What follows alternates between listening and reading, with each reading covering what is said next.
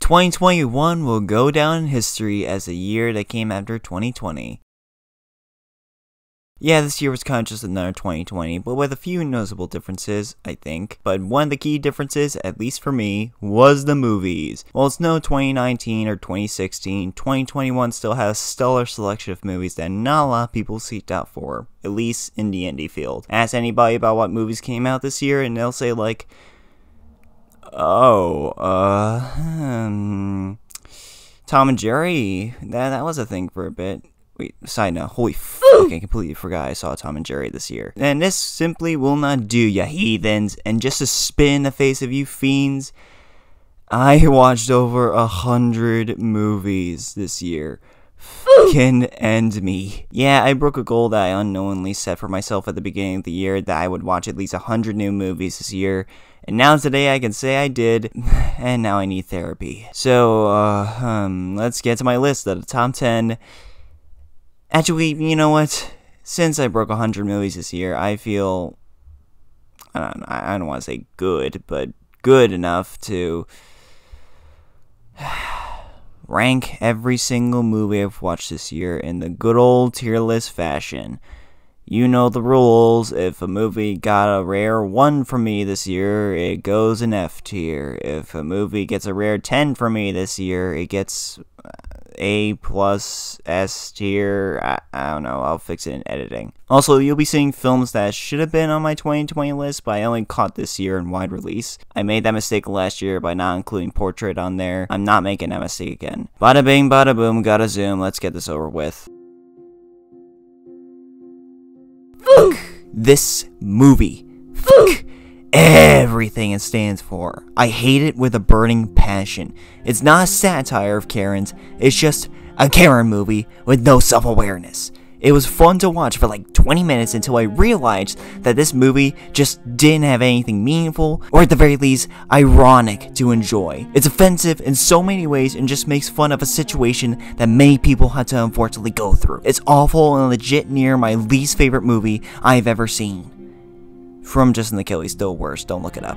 This movie is the definition of shameful. I've never been a fan of Sia, and this movie and her backhanded defenses for her film has proven that I never will be. The acting saves it from being the worst film I've seen all year, as it's passable, and I love Leslie Odom Jr. too much to call him bad, but everything else is either unimpressive or offensive. I hated it all.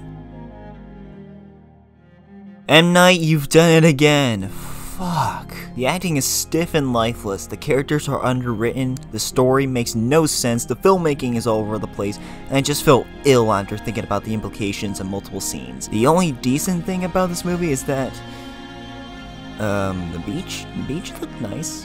I wanted to enjoy this film, really I did, but fuck man, I just couldn't. Critical was the most entertaining part, as he's the only reason why I kept watching, but spoilers, he died not even halfway through. And what's left is generic characters, terrible acting, and an awful script. I really wanted these filmmakers to make a good movie, and I wish them the best for their sophomore effort, but this wasn't a good first step. Here it is, my literal least favorite anime movie of all time. Ghibli?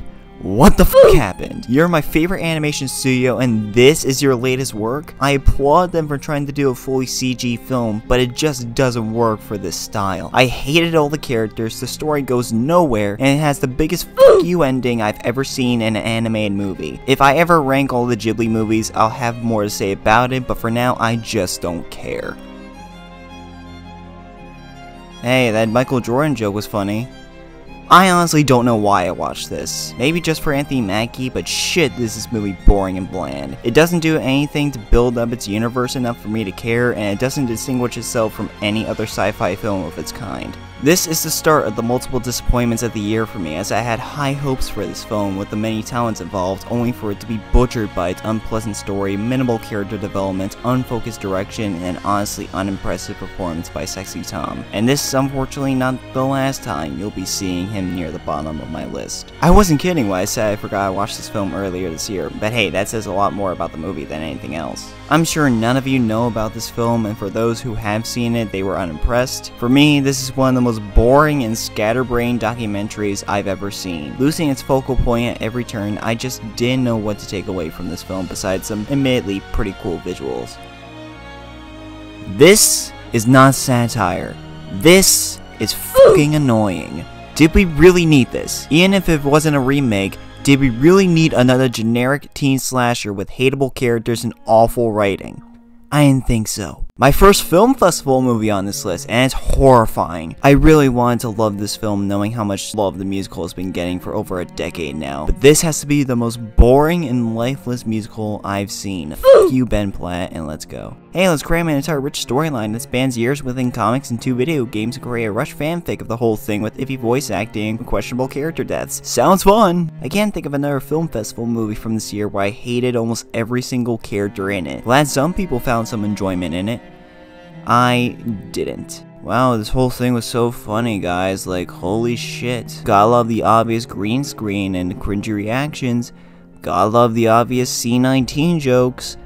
Gotta love Sarah Silverman. This was way better than I thought it was going to be, but just as bad as people predicted. I feel like at this point I could say Doug Liman got lucky with Edge of Tomorrow because everything else I've seen him make has been so basic and mediocre. This is easily the worst of him I've seen, with some awkward editing and effects, one of the messiest screenplays of the year, and again some pretty underwhelming performances from everyone in the cast, including Sexy Tom. Had potential back in 2017. Remember that Bugs Bunny cartoon with the gremlin? Yeah, we got a live action remake of it, and it just looks faker than the original. A fucking explosion saves Chloe Grace Moretz's life. Okay, sure. Cool looking lava shots and shit, but again, what's the takeaway? I love vampires, believe it or not, and when their movies are good, they could become some of my favorite movies. But when they're bad, I still have so much fun. This was just boring and didn't keep me engaged all that much with its story and characters. Hey, where's that book of Saw I was promised? It's in the title, it should be in there, but there was no book. There were just like a lot of tapes and messages and boxes and no books. Anyways, gross. Cool for like 10 minutes, but failed to keep me interested for the next 2.5 hours. Wait, what the fuck? Need more Goofy Goober love and less advertising of an unnecessary show that no one asked for. Cool animation though. Hey Michael, won't you suck my Halloweeny? Haha, got him. Can't say a single thing I remember from this movie, but apparently, judging from the reactions from everyone else, I watched the wrong movie. I've never had a strong connection to the Matrix franchise, only watched the original and never watched the sequels, and even I was disappointed by how bland and forgettable this movie was. I enjoyed the meta-ness of the first half of the film to a point, but I never really cared about what was happening, and some of the visuals look just like the original. In the worst way. It's so fun because it's so dumb. Better than the first in many ways, but still just so stupid. Glad we're getting some gay alien representation, yeah! Now show them kiss, you cowards. They were, indeed, cruising in the jungle. I guess it's fun, but I won't remember in like a few months, give or take. Pretty cool premise, wish the central romance wasn't so toxic. Okay, good movies start here. Done to death Halloween story, but it's cute and charming, so whatever. Not as good as Scorpion's Revenge and rushed in so many ways, but it's cool, I guess. Also, this film made Ultra Instinct Shaggy a canon thing, so you know what? Fucking I like it. Lynn, I love ya, but stop being the lead in your films. It worked with Hamilton, but stick to being a cameo character like your other works this year. It had a pretty good opening 30 minutes, but it never got better after that. Pretty decent vampire movie, but way too long for its own good, and the side characters were just useless. Better follow-up to the first, and I still love the look and style, but again, the characters are just way too unlikable. Easily the strangest film festival movie I've watched all year, but ran on for too long, and I'm still not sure what the creators were going for, but you know, it's neat.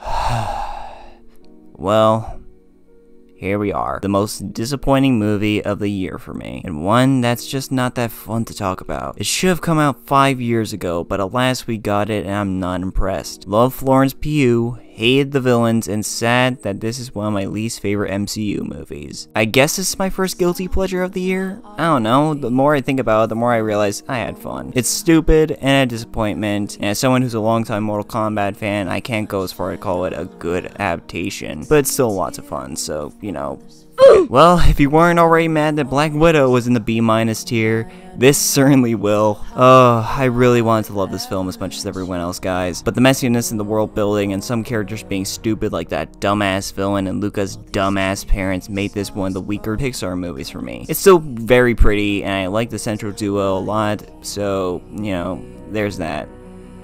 Easily the weakest in the Conjuring trilogy, but still a very fun and engaging horror film with some great performances. I knew Marriage Story was just an audition for Adam Driver to sing in this. I had no idea this was a musical until I started watching, and now I'm in a corner thinking about what the fuck did I just watch. So yeah, it's good. They moved. Movie over. Pretty boring in a few places, and I couldn't stand the amount of narration within it. Like, the film's dialogue is like 60% narration, but it's still a very well-made romance with great performances from everyone involved. Still trying to get used to this animation style, but it's a fun story with some decent character work. This film's so cheesy, I'm just so full, and I love it. Not my favorite boat movie of the year, but the filmmaking was very strong, and I care about the main character quite a bit. I have no idea why this film tried to make me care about this horrible human being, but I like the style of the film, and the ending made it up for me. We can all agree that Jim Baker's a piece of shit, right? Anyways, Chastain was great, and I cared about her the most in the film, but I felt like the film was both too fast and too slow in places. The true definition of a guilty pleasure for me this year. I think it being the first film I watched in theaters since 1917 helped it be more entertaining for me, but yeah, this film is real dumb.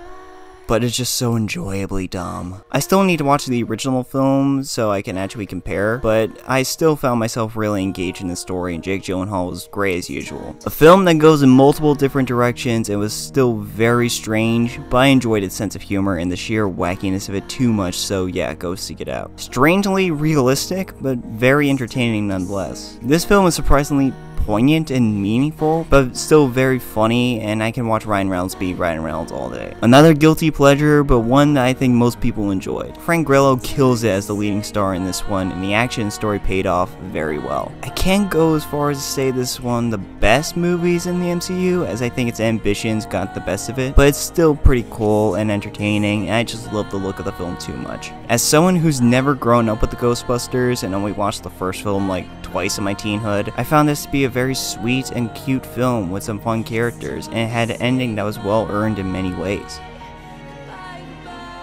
Despite it having one of the worst cutoffs for an ending I've ever seen, I still found the rest of the film to be thoroughly entertaining and very intense. Also, they do commit a lot to that Twitter thread, including the montage of Wang.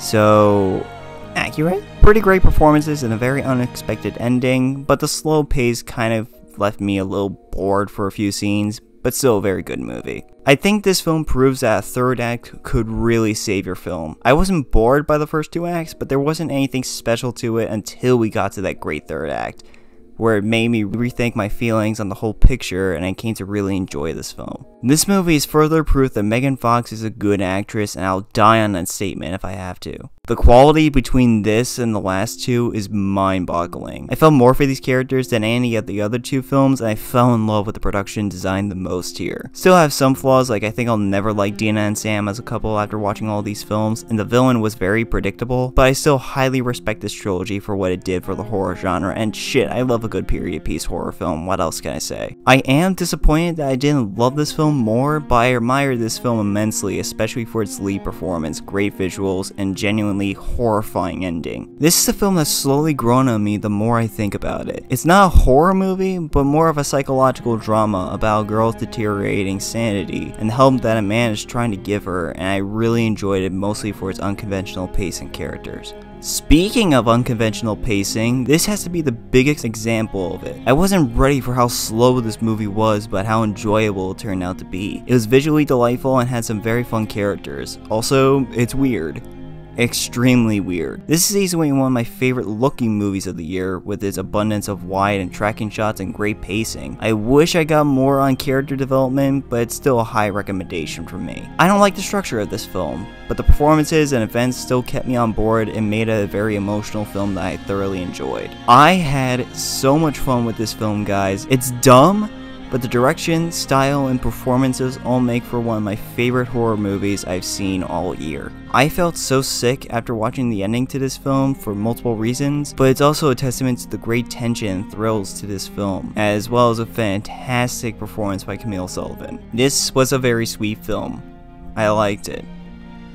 Next. Well, this should be a shock to many people. I understand why so many people love this film, but this film can be very boring in places. But what lands it high on this list is the beautiful direction and cinematography and another great performance by Frances McDormand. It's overrated and probably my least favorite of the Best Picture nominees from this year, but I liked it a lot.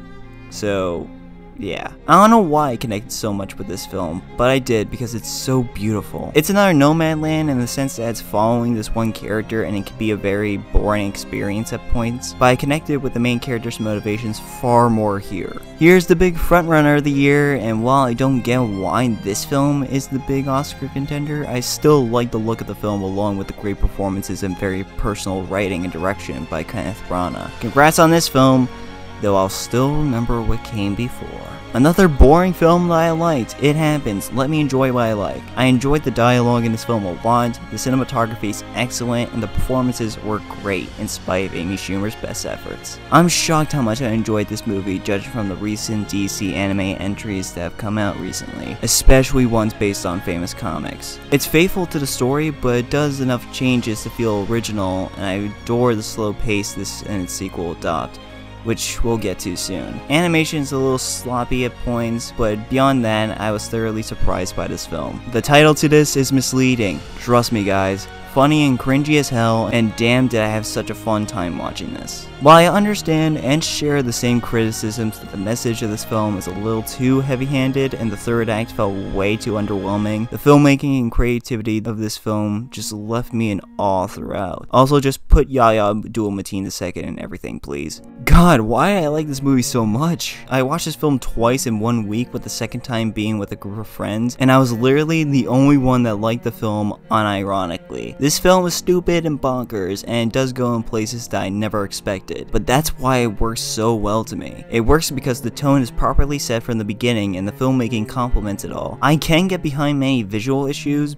but I don't care. This film was a blast and made me realize why I want to create horror. This was a film that felt like two different movies crunched into one, and while I prefer the first half more, I thoroughly enjoyed the sheer shitty feeling this movie left me. I loved how the film concluded. Bradley Cooper was fantastic, and I wanted to slap the shit out of him at so many points near the end. This movie touched me deeply. While the pacing is a little off and some of the performances are inconsistent, I felt for this character's journey through her struggles, and the editing choices just made it even more unique. While I don't like her as a person, I love Olivia Munn's performance so much here. The next Uncut Gems is here, even more Jewish and even more claustrophobic. While some of the decisions the main character makes leads her to being a little unlikable in places, I adore the sheer intensity of her situation. Rachel Sennott absolutely stole my heart. While it pales in comparison to his other works, I haven't seen his full finger, so I won't comment on that. Edgar Wright still knows how to make an astounding looking movie with some fantastic camera work, lighting, and editing. I may have a few issues on how the story plays out, and I'm still mixed on the third act itself, but the rest of the film is just such a treat. This film keeps getting better and better the more I analyze it. The filmmaking and direction is amazing, the story has some really nice surprises, and Rebecca Hall is a fucking star that needs more of a shine on. She's fantastic. Some repetitive beats and story choices don't take away much from my sheer enjoyment in this film. As someone who's never played the games, read the books, or watched the show, I'm pleasantly surprised by how much I enjoyed this film. It's pretty much one big action scene throughout, but with this animation and some very entertaining characters, as well as one of my absolute favorite endings of the year, it's just such a badass movie that made me excited about checking out why this series is so beloved. This movie has been extremely divisive, and it's understandable why, but these two work so well in their roles, and the filmmaking and composition make me enjoy it the more I think about it. The film does have repetitive beats, like there's only so many times they could be fighting, then hashing things out, then fighting again, then hashing things out again before it becomes comical, but I understood each character and why they're upset. I don't know, I enjoyed this film quite a bit. Yet another film I had no anticipation for and still surprised me as I was watching it. Bob Odenkirk is a great suburban John Wick with more flaws in his style that make him work almost just as well. The action is brutal and badass, and Christopher Lloyd wields a shotgun at the end. It's just so much fun. The motivations for the villains are still a little unclear and unfocused, and that's why the film isn't higher, but still, I had such a blast with this film. Okay, maybe just a little bit, I overhyped this film a little too much, but coming out of last year with Disney, could you really blame me? This was one of the most fun Disney movies I've seen in recent years, and the animation is still so beautiful. Also, I like Awkwafina, so shut your face. I didn't think I was gonna like this movie this much, but I was pleasantly surprised, mostly due to Will Smith's performance. While I personally would give the Oscar to either Andrew Garfield or Benedict Cumberbatch myself, I do agree that he deserves an Oscar at this point, and he earns it for this film. I wish the direction and cinematography had a little bit more personality, but hell, I had fun. Despite its awkward pacing and story beats that felt weirdly forced, I still had a ton of fun with this film. Every performance hit, the filmmaking is beautiful, the choreography is some of the best I've ever seen for a movie musical, and some of the songs slap so hard. While not my favorite Lin-Manuel Miranda's projects, even for this year, it's still such a wonderful flick. Okay, now it's the start of the films I genuinely love and the ones I'm sure y'all want to hear. Maybe. Probably. I don't know what you guys watch, I'm a pretentious prick. I'm a sucker for slice of life summer flicks, and this film certainly is that. I love the two lead performances a lot, I bought into these two girls' lives, and the relationship that's built up between them was just so sweet. I would have liked a better selection of songs to go with this film, but I still loved it nonetheless. Ed Helms gives one of his best performances ever with this film, and I thought the central bond built between these two was very unconventional but extremely touching. I wish that there was a little bit more payoff towards the end, but I still highly recommend this feature. This film is special to me since this was my first movie I've ever watched for a film festival, and gratefully it was a really great premiere for me. This is the best mother-daughter relationship I've seen in a film since Lady Bird, and I love the film's presentation and pacing quite a bit. It did have a weird ending, but still, check this film out. Mads Mikkelsen at this point can't do any wrong in my mind, and this is easily his most badass role. The action is handled very well, but the character work here is what really worked for me. I wish the film was better paced and the ending was a little sappy, but I was still thoroughly entertained. As stated before, I'm shocked how much I like these films. This may be a hot take, but I think I enjoyed this film more than the first. I think the pacing worked better here since the groundwork was already laid out and all I need to do was finish the story in a satisfying way. And I believe it did. The animation is still wonky at times, but the pacing and character work here works extremely well. One of the most devastating and horrifying movies I've seen all year. The main performance from this actress, who I'll just put the name up here because I'm afraid of butchering it, is magnetic and moving. While this film is less about developing these characters, it's more like Dunkirk in that the film is focused on the situation, but you still care about the people involved. It does drag from time to time, but I've just found a lot to love here. I have a soft spot for movies that take place solely in one location, and damn did this movie deliver. Every performance rocked, and the dialogue was done extremely well. Minimalistic filmmaking added to the emotions going through the characters, and it was just so powerful. Sure, the film is slow, and it hinges on these performances and dialogue a lot, but it worked immensely. Okay, so this is technically a cheat since it came out last year, but I only caught it literally at the beginning of the year, and it was widely released that January, so it counts here. While the ending still doesn't fully work for me, the rest was just so enjoyable and thrilling, and I loved the performances and presentation so much. Yet another film that should have been used for my 2020 list, but I only caught this year. You know what, I don't care anymore. This was such a fascinating picture with some great writing and performances, especially for my boy Leslie Odom Jr. giving my favorite in the film. Pacing issues are here and there, but overall just a great debut for Regina King. What a great send-off to my favorite Bond ever. While Casino Royale and Skyfall are still my two favorite Craig Bond films, this just gave the character a great arc that spans all 5 films. The action is great, the filmmaking is astounding, Craig gives probably my favorite performance from his Bond here, and the ending left me feeling many ways. It is very long, and I wish some characters were given more to do, like the new 007 and Ana de Armas' character, but still, I had a great time watching Billie Eilish's No Time to Die. Easily one of the most fun films I've seen all year. This takes the style of Django Unchained and cranks it up to 11, with some of the best action I've ever seen in a western and having this cast shine. Also, it had a nice Chadwick Boseman Easter egg in there, so good on you, movie. Probably one of the most overlooked films of the year. This film has one of my favorite romances I've seen all year, and easily one of the most tragic I've ever seen. The film's plot is very heavy, especially due to the times we're living in currently, but looking past that, I found it to be extremely sweet and depressing at the same time. Thanks for making my eyes sweat, movie. There are indeed apples in this movie, and man is it heartbreaking. Yet another film that subject matter hits close to me, but the story and characters here are just so well rounded that I felt engrossed from beginning to end. Easily the most uncomfortable film I've watched all year, but in the best way. I don't want to give away the plot as the trailer surprisingly didn't, but just know that you'll be following one of the most detestable and deplorable protagonists I've ever seen in a movie, played wonderfully by Simon Rex. It takes a bit of time to get going, but hot damn man, easily one of the best looks into the film industry that I've ever seen in a film. This film had such a way of making me care about this person and his career. Also, it made me realize how much I don't want to play Batman, so thanks. Usually when the term feel good is attached to a film, I start to have expectations of inhibitions, but this film just had such heart and it told its story so well that I couldn't care less about what term you put upon it. Also, please give Troy Kotsur his Oscar, please. Guys, I know this film is a mess, and I still have plenty of problems with it, but this is easily one of those films where my problems just don't take away from my enjoyment of it. This was the Justice League movie we should have gotten 4 years ago, but I'm happy that Zack got to see his vision fulfilled now. Even if it's like, you know, very gray. This film's so fucking weird, yet so fucking original. I have a full analysis of this film on my Letterboxd account detailing the specific choices made within this film as well as the messages this film is trying to convey, but besides that, the performances were great, the visuals looked beautiful, it gets extremely fucked up in parts, but there's an emotional core to this film if you just let it sink in for a bit. Kristen Stewart is phenomenal, and like with the case of Megan Fox, I've been pulling for her to receive the recognition she deserved for years, and this was it. I love the makeup and hair design as well as the production look, and I felt so bad for Diana.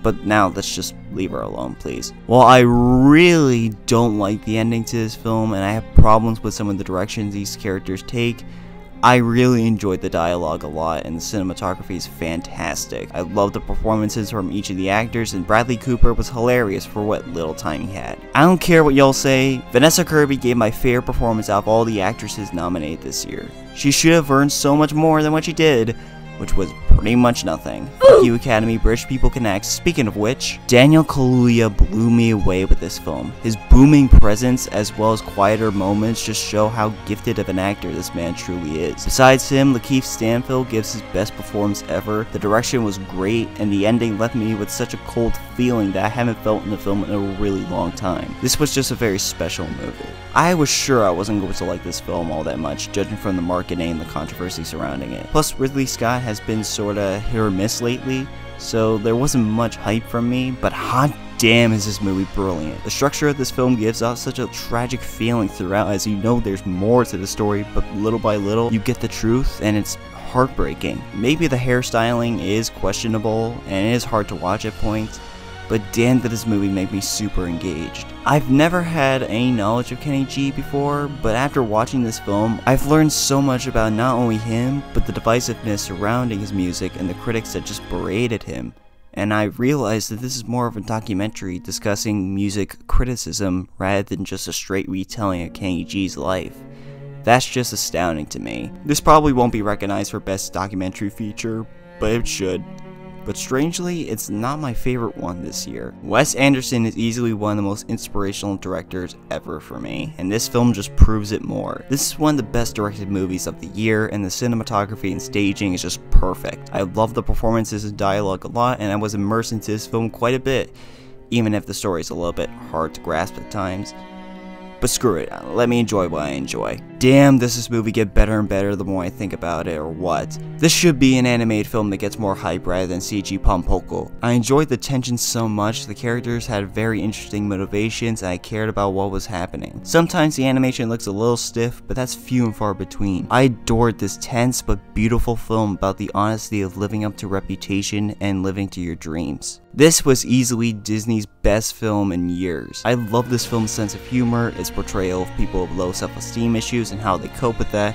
The animation is absolutely gorgeous, and while not his best work, Lin-Manuel Miranda's songs hit so hard again. It does lose some of its luster in the second act, but whatever man, I enjoyed this film to bits. This is my favorite American animated film of the year. While Summon and Encanto had elements that I connected with, this film just spoke to me like no other animated film I've seen in quite some time. I loved Kitty and I connected with her dreams and aspirations so much. The rest of the family are extremely fun and lovable. The animation's so energized and the jokes mostly land. Sure, not every joke lands and the story can be predictable at points, but that doesn't matter so much for me. I just adored it, and I personally would give it the best animated feature win, cause fuck you, Golden Globes. I didn't think I was gonna love this film judging from its first act, as it did feel slow, and the relationship between Jesse Plemons and Kirsten Dunst was the most compelling thing ever, but once the film hits a certain point, and the real relationship of the film is established, I adored this film to pieces. It is still slow, and Plemons and Dunst's relationship wasn't so engaging, but the film does make me retroactively think about the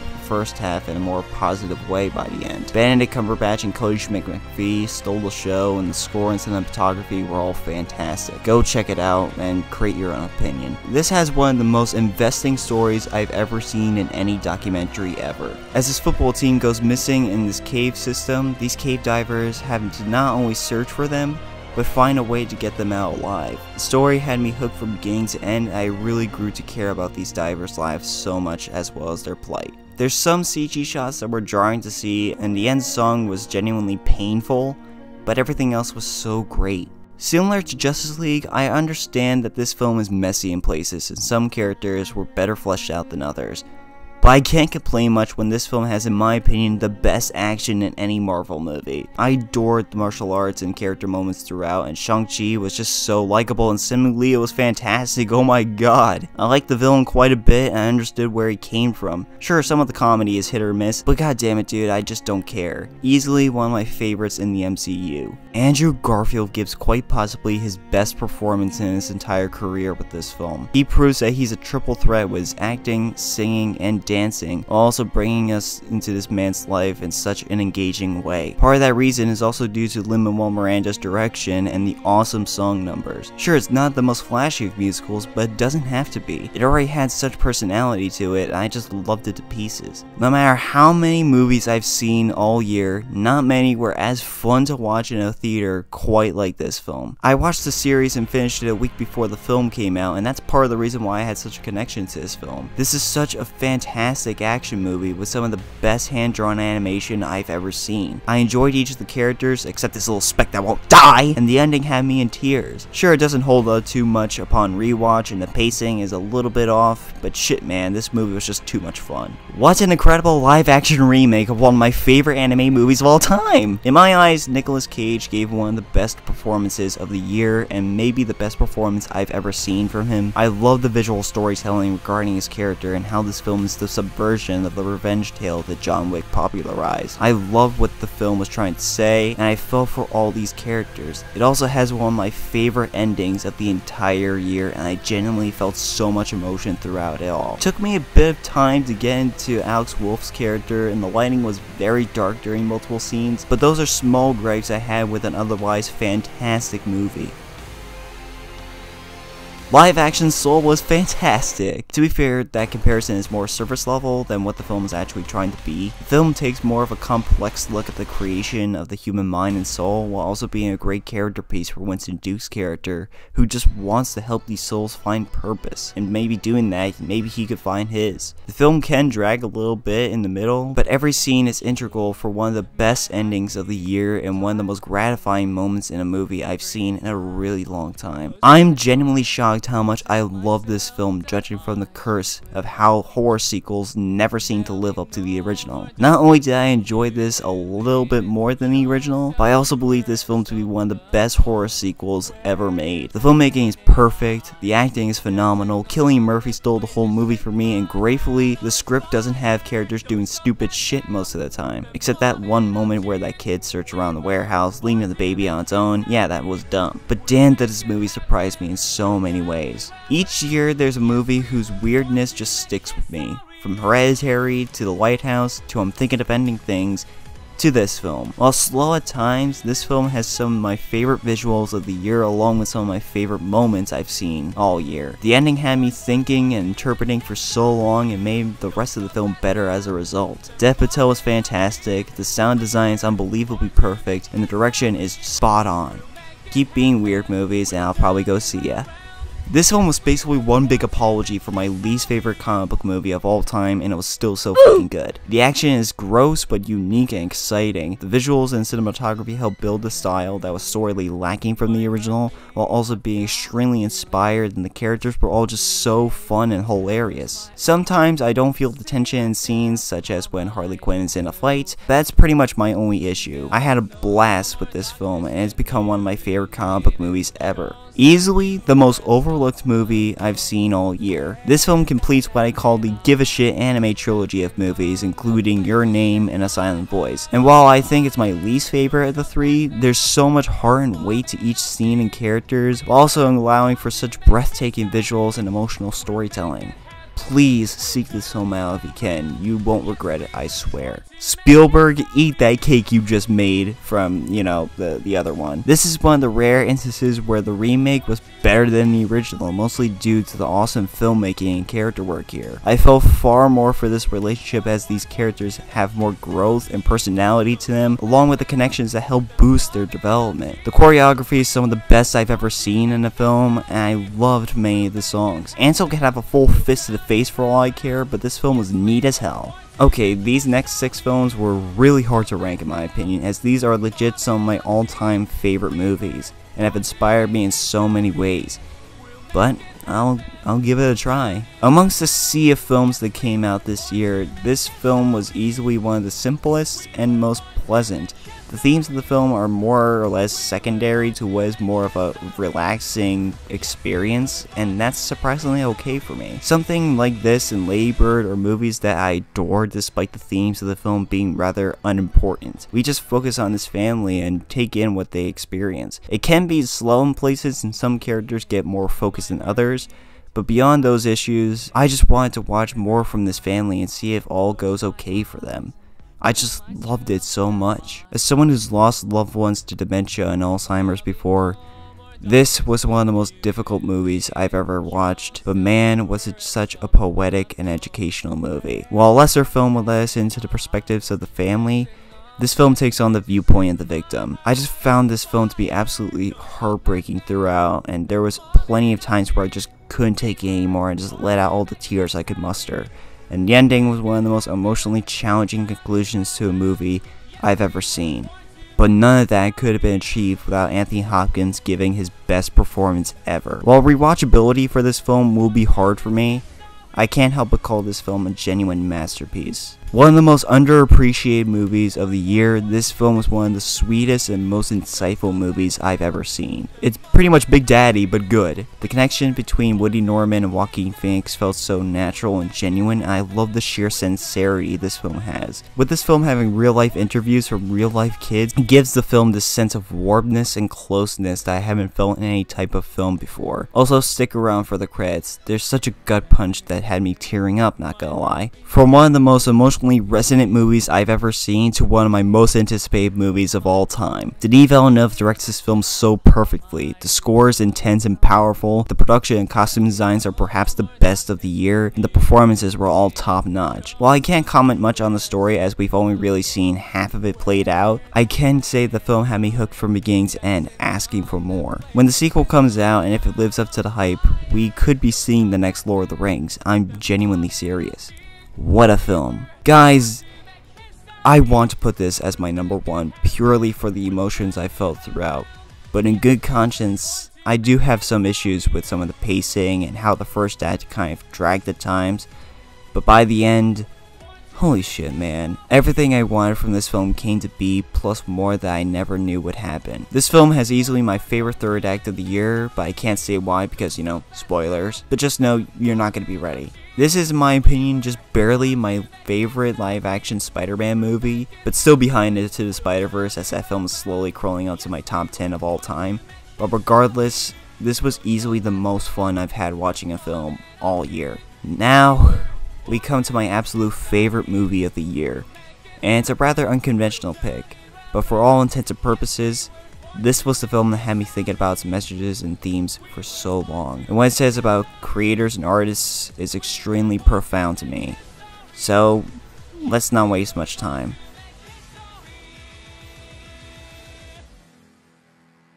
If you were to ask me what was the most inspirational film I've seen all year, that challenges my perceptions of art and creators, while also being extremely hilarious and entertaining throughout, it would start in a small room with a chair and a piano. I've watched this film 3 times over the course of this year, and each time it's gotten better for me. The themes of emotional claustrophobia, isolation, and insecurities regarding your own creations just spoke to me like no other film has before. Bo is a man who struggled with the idea of creation along with the idea of fame in society for so long, and he's not afraid to comment on that in any projects he takes on. This film expresses his inner turmoil in a more open way, ironic because of the environment he's set within. Along with the existential stuff, this is an incredibly hilarious film with songs that are honest, clever, and poignant to listen to, with or without the context of the film. I have so much more to say about this film, but that should be saved for another video. I promise I'll make it. But this is without a doubt, in my mind, my favorite movie of 2021. And hey, for all you nerds out there, if you don't like this and call it not a film, you could just say No Way Home is my #1 and be happy with that. So, yeah. There you go. Good night, Happy New Year's. I'm so fucking tired, so long. Bye!